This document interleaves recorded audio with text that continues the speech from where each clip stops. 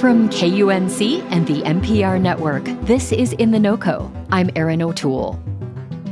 This time last week on In The NoCo, we talked about how to stay safe during fall hikes, and more specifically, what to do if you encounter a grumpy pre-hibernation bear out on the trail.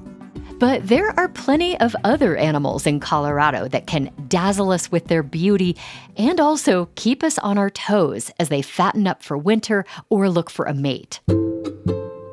So today, the In The NoCo team is bringing you a sequel of sorts, How to Stay Safe If You Encounter an Elk, Moose, or Bighorn Sheep. Oh my. Here to keep us safe from those creatures during those fall hikes and camping trips is our friendly expert from last week's episode. Bridget O'Rourke is with Colorado Parks and Wildlife. To kick off the conversation, she explained to me why the stakes are a little bit higher when we venture into a forest or national park this time of year. Elk, bighorn sheep, and mountain goats, fall for them, they're in their rut season, so they're looking for love. And so just imagine that male elk have this intense competition right now with other males because they want to attract the females. So they're already in this state of heightened aggression for breeding purposes. So where conflicts happen is when people get way too close because they're blocking their love connections, basically. Bridget, you have been on the show before to talk about moose, which are also one of the most dangerous animals for humans. Yes. Would you remind us what makes moose so dangerous? Absolutely. So moose, if we think of it from a human perspective, so they're 6 to 7 feet tall, and they can weigh up to 1,000 pounds. Whoa. So, and they can run as fast as 35 miles per hour. So basically, moose are just very territorial of their property, of their territory, of their young.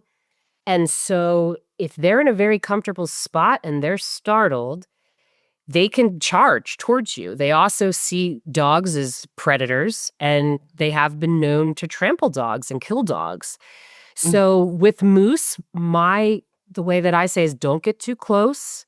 And moose always have the right of way on trails. So it's really better to create distance between yourself and the moose, because to have 1,000 pounds coming at you at 35 miles per hour, that's a big animal.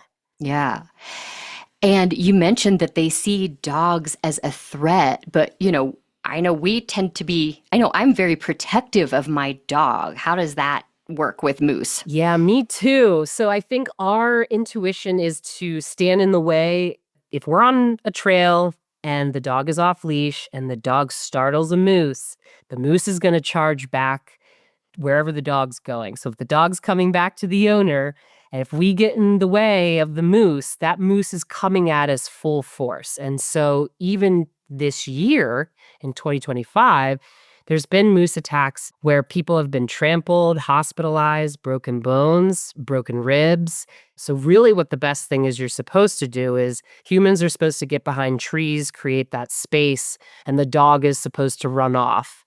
And then you hope that you can reconnect with your dog and that everyone's safe in the end.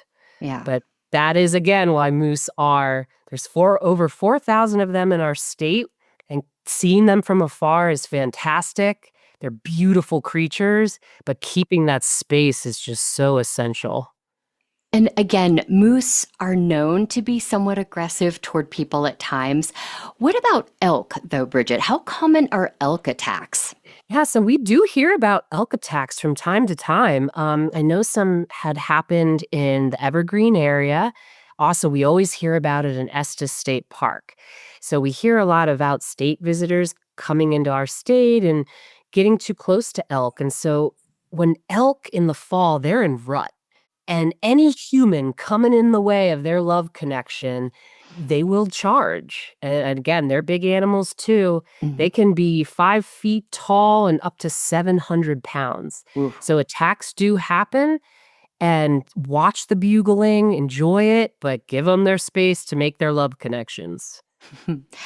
And if I unexpectedly come across an elk where I didn't think I was going to see one, what is the best way to handle that? Yeah, so backing up as far as you possibly can, not turning your back, and then putting things between you and the elk, whether that's cars, trees, benches, whatever you possibly can, where if it was to charge towards you, something could be between you, similar to moose. And just given how big they are, I can't imagine fighting off a moose or an elk. But what should I do if one attacks? Yeah, so really, I would say get out of the way as much as you possibly can. Okay. There have been people that when these situations have happened where they've climbed on top of car roofs, they've climbed under trucks. So really just anything you can do to not get that full forced charge Hmm. at you would be the best advice. Right. Or keep the distance so that it doesn't even happen. Save Right. yourself the hospital bill. Exactly. And you definitely have me thinking about when I hike, I tend to get lost in the moment, but just be aware of like what's around you and where Right. the nearest tree is should you need it. So Absolutely. there's one more animal I want to touch on, Bridget, and that's bighorn sheep. Is fall a dangerous time to encounter a bighorn up close? Yeah, so it's rut season for them as well in the fall. So they also are trying to breed. They are trying to form new packs. So it's a good time as well to just give your space between the bighorn sheep, not going and feeding them because they really can become aggressive at any time. So they are still just wild animals during the rut, looking for love. Just don't get too close and don't feed them. Right. What do I do if one of them charges me?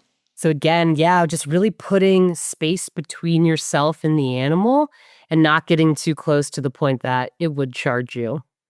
Bridget, part of your work with Colorado Parks and Wildlife is to educate the public about how to avoid animal encounters. What is one of the biggest misconceptions that you come across that you would like to change? Yeah, so we really can coexist with wild animals and our wildlife. And I think that we're so lucky to live in Colorado because we can watch wildlife, but it's just important to know that we have to do it from afar. And there are wild neighbors. We're going to share the same outdoor spaces with them, share habitat. And so really it's just knowing what triggers them, what makes them aggressive, and then not overstepping any boundaries to the point that a conflict could arise. So just knowing that coexistence is possible and that we can change our behavior to make sure that conflicts don't happen with our wildlife. Bridget O'Rourke is a public information officer with Colorado Parks and Wildlife.